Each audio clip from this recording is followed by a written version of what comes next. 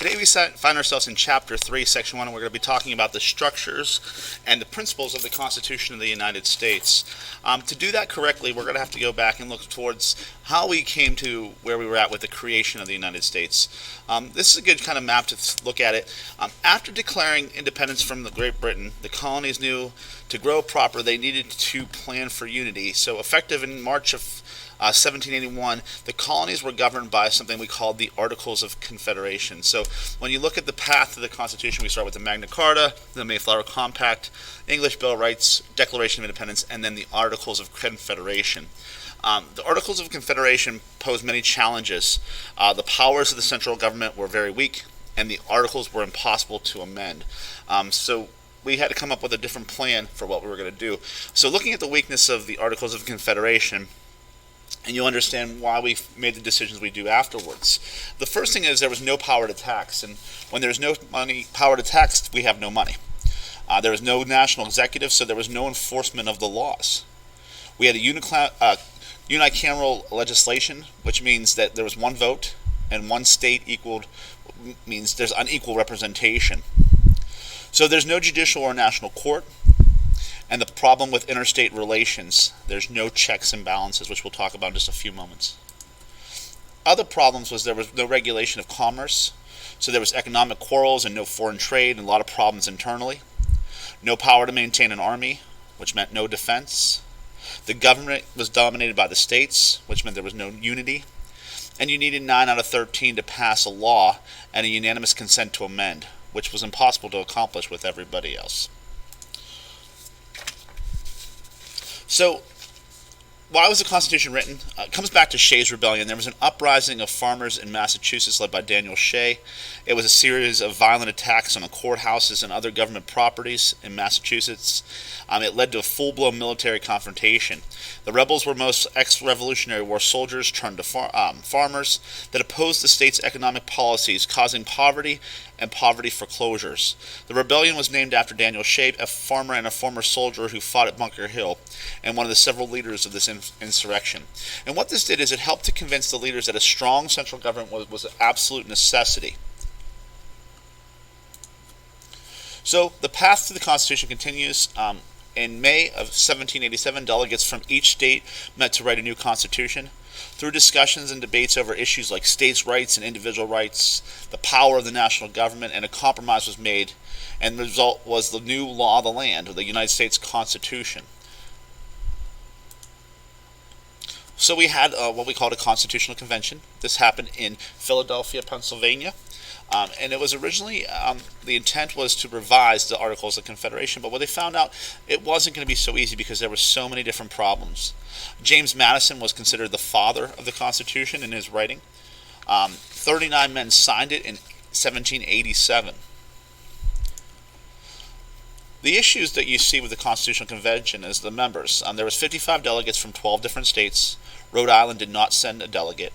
They were mostly all white. They were all males. They were statesmen and lawyers, planters, bankers, and businessmen. And the majority of them were under the age of 50. Noticeably absent from the Constitutional Convention was John Adams, who was serving as the ambassador to England, and Thomas Jefferson, who was serving at that time as the ambassador to France. Patrick Henry boycotted this because what he said was he smelled a rat. And the reason what they said is at the end of the Revolutionary War, the colonies were in deep debt. They had borrowed millions of dollars from the French and Spanish and the Dutch, who demanded that they repay in gold. The colonies, however, didn't have the ability to repay that debt, and England stepped in and repaid the debt, thus becoming our creditor. The British government needed strong government in the United States in order to guarantee that we would pay them back. So the British banking monopolies and the monarchy tried to convince the financial elite in America to create a strong central bank or central government that's going to benefit taxation so that they can guarantee their repayment. The Constitution is going to be sold as a document that would promote liberty, equality, and justice, but the problem is we still know that there was only a few people who had the signings of this document. Most of the men who were elected in Congress were wealthy white lawyers. Today, most of the government is still controlled in that same way. The problem was only 1% of the 3 million people living in the United States at that time were permitted to vote in the presidential election.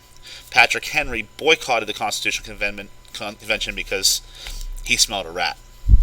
And and that's what the whole purpose of his skipping. Constitution Convention, the famous members that we know about, Alexander Hamilton, he was a proponent of a strong central government. George Washington obviously was the president of the convention. James Madison, again, of course, considered the father of the Constitution, and Ben Franklin, which was the oldest member at that time at age 81. So within this group, we had two different parties, to say, that were coming together to try to figure out the best thing. The Federalist people, they supported the Constitution and a strong central government. Examples of that was Alexander Hamilton, James Madison, and John Jay. The Federalist Papers were written. It was a series of articles written in defense of why we needed a strong Constitution. The Anti-Federalists on the other side supported a weaker central government, which felt that there was too much power taken away from the states. They opposed the Constitution, and they wanted a Bill of Rights included. These people are Sam Adams and Patrick Henry. You know, the reason why we say this, the Federalists versus the Anti-Federalists, is because this is still an argument that goes on today, is how much power should the central government have? How big should it be? We fight the Civil War right based off of these types of ideals and these arguments that consistently come through our time.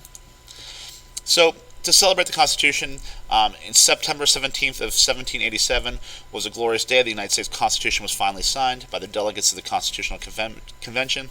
The Constitution included a strong central government based off of compromise. It outlined national powers and provided provisions for amending the Constitution. There was a ratification of the states, officially adopted in 1788 after being ratified by New Hampshire. Once the new government convened, they added that Bill of Rights to the Constitution, which was how do we protect the individual's rights. So you could see that there were people who were still against this, but overall it passed as a majority. The Constitution is what we call a living document because there's so much debate and interest in regarding individual rights. On December 15th, 1791, 10 amendments were known as the Bill of Rights were added to the U.S. Constitution. Since then, 17 more amendments have been added to the Constitution. And what these did was they gave us individual rights based off of what we had as that contract or that compromise to the government. Today, the Constitution is considered the law of the land. It's the Constitution of the United States. It's sustained controversial issues, a civil war, and many changes in 200 years of American society, but is strong and it is considered an enduring document. The Constitution of the United States was made not merely for the generation that exists, but for the posterity, unlimited, undefined, endless, perpetual prosperity. And that's from Henry Clay, a comment from the statesman and U.S. congressman and senator. Some things that we're going to look at and we're going to read in this section. You're going to ratify, that means to agree, to sign, or approve.